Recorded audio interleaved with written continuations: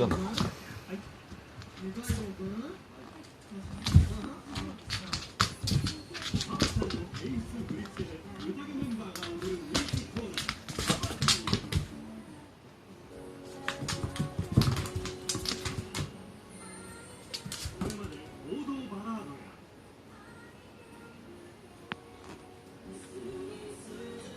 蝶々。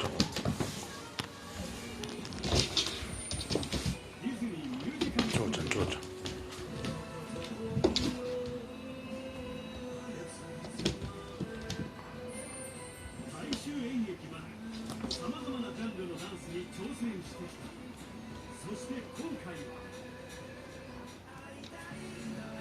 あ、見えてる。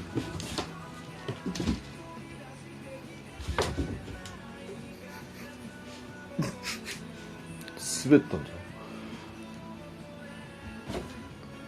ん。足毛。バックナンバーの高根の花子さん。高